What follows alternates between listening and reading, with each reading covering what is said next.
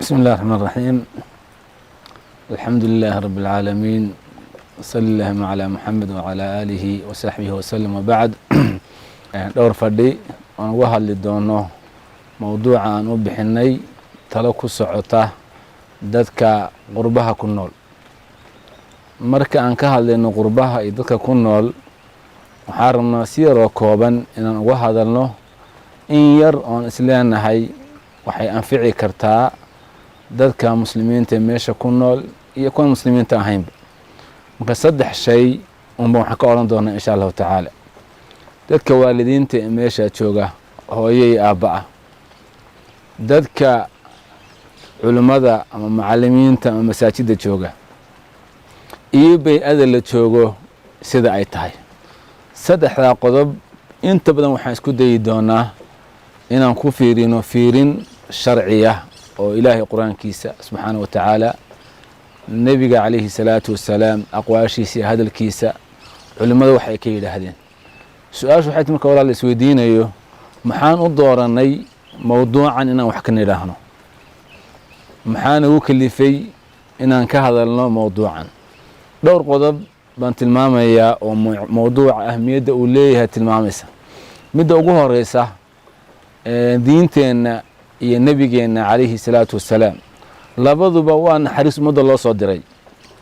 maadaama nebigeenu naxariisuu ahaa, ummadda inuu u naxariista ahaa, inagoo ka indilaaqayna halkaas dadka muslimiinta ee meesha ku nool naxariis iyo shafaqo aan u qabno inay hagaagaan, waa qodobka koowaad ee nagu bixiyey. qodobka labaad waxaa weeye walaalayaal, dad badan oo marka halkaa taageen hilmaamay diintoodii iyo aakhiradoodii iyo dhaqankoodii, in dadkaas aan baraarujinno. kuwa jooga oo xasuustana laftigooda dhiirigelin inay u noqoto. waxaa ka mid ah waxyaalahan wax uga hadlina walaalayaal, maadaama dhib badan laga sheeganayo ama aan dhib badan ku aragnay, aakhirana la isweydiin doono maxaad ka qabateen waxaas, macdiratan ilaa rabbina, in cudurdaarasho maalinta ilaahay aakhiro aan uga dhiganno inaanu wixiita awoodeeda ahayd aan ka tilmaannay. qodobka kale isna muhiimka waxaa weeye walaalayaal aan uga hadlayno, addaalu cala alkhayri ka faacilihi. qofka dadka khayrka fara wuxuu la mid yahay qof sameeyey oo kale. marka inaanu kelimadan nidhaahno in dad ay anfacdo, anfacoodiina annaga wax naga soo gaadho. waxaa ka mid waxyaalahan uga taabanayna walaalayaal, way dhici kartaa dad fara badan oo aan arkin qurbe inay wax ka yidhaahdaan, laakiin maadaama aan wax ka soo aragnay qurbaha, ama ha noqoto iskoolaadkooda iyo jaamacadahooda, ama ha noqoto shaqooyinka, ama ha noqoto masaajidda, khibradaas wax ku dhisanna inaan wax ka tilmaano iyana waxyaalaha nagu kalifay ka mid tahay. 3daa shay marka walaalayaal aan idiin sheegay baan wax ka odhan doonaa.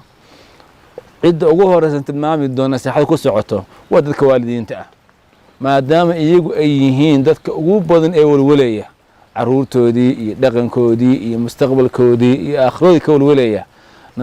talada ugu horeysa waxaan u jeedinaynaa dadka waalidiinta ah. qodobayn doonaa taladaas. marka arrinka ugu horeeya walaalayaal ee dadka waalidiinta ee ku nool qurbaha u jeedinayna waxaa weeye inay u cabsadaan aakhiradooda iyo diintooda u cabsadaan. inta badan waalidiintu waxay ka fikiraan caruurtan lagu soo duceeyo, caruurta saas, laakiin war waalidka laftigiisii baa ka horeeya. ile marka waalidku hagaagaa waxa ku xigaana hagaagayaan. marka cabsi iyo khawf inuu ku jiro aakhirada ay u cabsanayaan.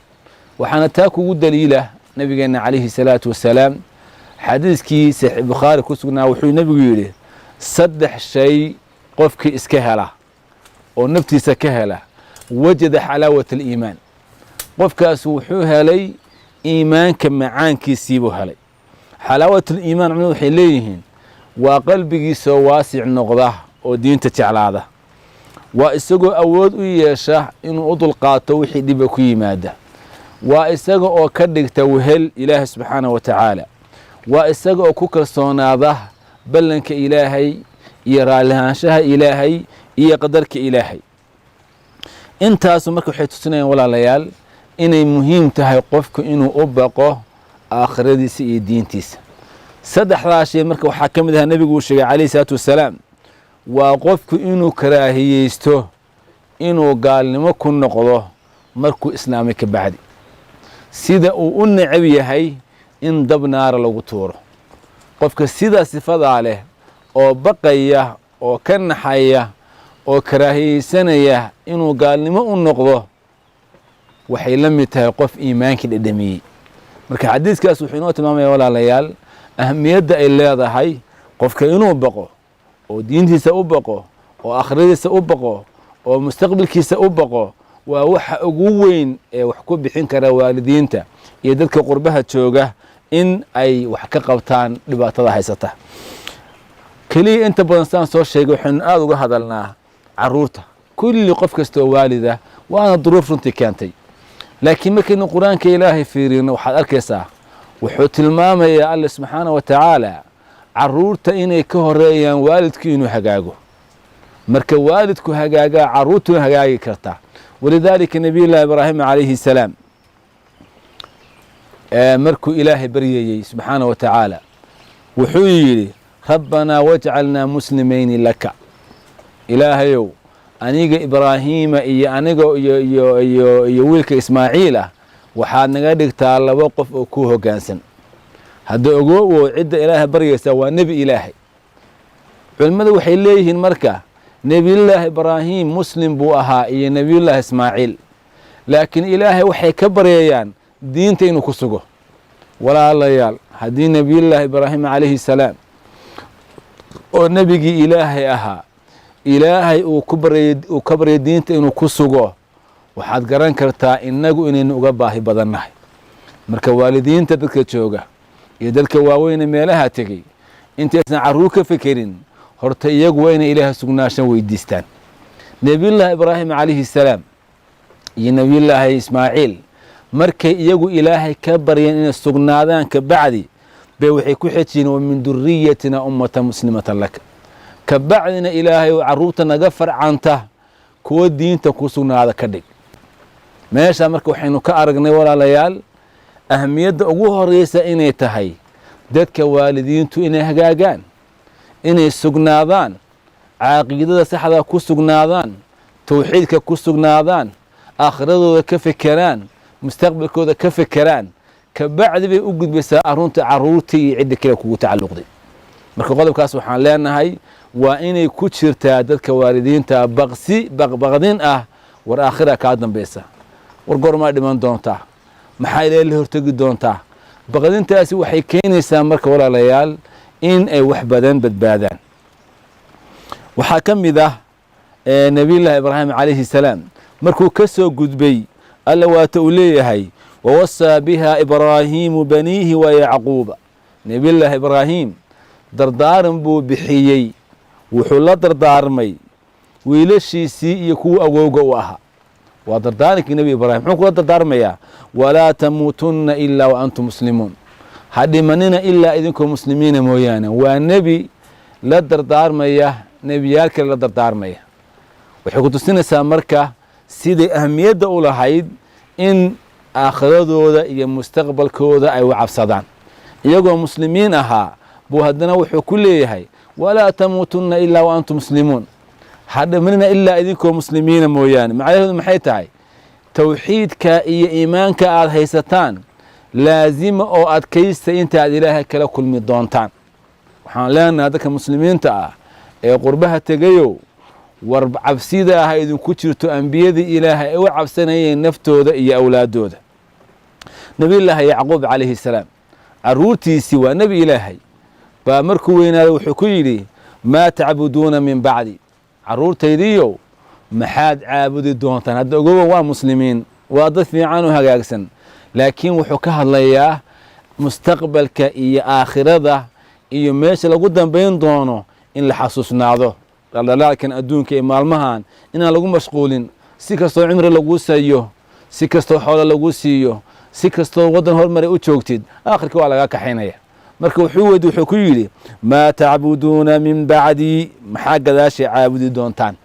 markaas waxay ku yidhaahdeen nacbudu ilaahaka wa ilaaha aabaa'ika إبراهيم وإسماعيل وإسحاق إلها واحدا إله كلي بنا عابدوا دونا ومسلمين سؤاشا محو ويدينا يا مركو الله ليال وحو ويدينا يا توحيد كاس عبسيداس إن كل انتان oo lagu soo saaro ayay rabaan waxa kamid walaalayaal quraanka ilaahay waxa ka sugan ducaynu in badan oo kamid ah aynu akhrino wuxuu ilaahay leeyahay rabbana la tusiq qulubana ba'da id hadaytana waxay ilaahay ka baryayaan ilaahay qulubteena haleexin markii aadna hanuunisay ka bacdi mu'miniin baan ahayn muslimiin baan ahayn wadan baan tagnay aan islaamku nagu taageerin ilaahay waxaad weydiisanaysaa sugnaanshuhu ku siiyey inuusan kaa leexin su-aashu waxay tahay dadka ducadan ilaahay ka baryaya waa ayo waraasikuuna fi lcilmi waa dadka cilmiga ku xeel dheeraada culimmada ah hadda maaha caamada ogow nin in yari qur-aan yaqaana ma aha dadka culimmada cilmiga ku xeel dheeraaday alraasikuuna fi lcilmi yaa ilaahay waxay weydiisanayaan in uu ku sugo qalbigooda diinta oo ilaahay uusan ka leexin marka arrintu waxay ku tusinaysaa baqdintan aynu ka sheekaynay oo ambiyada ilaahay baqayaan oo caruurtooda u baqayaan oo ahlu cilmigii ay baqayaan adiga waad ka sii xag jirtaa weliba waxaa laga yaabaa iyagu inaysan ku noolayn meel diintooda laga fidneeyo laakiin adigu aad joogtid qodobka marka waxaan leenahay walaalayaal ugu horeeya dadka waalidiinta ama dadka waaweyn waddankaa tegey waa inay u baqaan aakhiradooda iyo mustaqbalkooda nebiyullaahi maxamed calayhi salaatu wasalaam waxaa ka mid ahaa waxyaaluhu aadka ugu ducaysan jiray yaa muqalib alquluubi thabit qalbi calaa diinik ilaahay dadka quluubtooda adaa gedgediya qalbigayga diinta ku sug bal saxaabadu waxay leeyihiin haweenkii nebiga qaarkood waxay leeyihiin ducooyinkii ugu badnaa ee nebigu u akhriya bay ahayd calayhi salaatu wasalaam nebiyullaahi maxamed oo afdalu khalqillaahi ahaa hadduu ka fikerayo oo ka walwalayo mustaqbalkiisa iyo wuxuu ku dambayn doono inagu xaggaynu joognaa walaalayaal waa inaynu in badan isku noqonnaa war aakhiradaadii war mustaqbalkaagii war xaggee ku socotaa war maxaa kaa dambeeya war goor lagu imanaya ma garan doontid nebigu waa tuu lahaa calayhi salaatu wasalaam inama alacmaalu bilkhawaatiim acmaashu waa ta lagugu khatimo haddaad sheikh ahayd haddaad oday ahayd haddaad cilmi lahayd haddaad dhaqan fiican lahayd marka aad dhimanayso midda kuugu dambaysa weeye mana garan doontid goor dhimashada kugu imanayso inaynu marka aada uga fekerno aakhiradii iyo mustaqbalkeennii waa qodobka ugu horeeya aan kula dardaarmayno dadka waalidiinta ah qaybtii koowaad ee xalaqaadkeennana intaasaan kusoo koobaynaa wasali allahuma calaa maxamed wacalaa aalihi wasaxbihi wasalam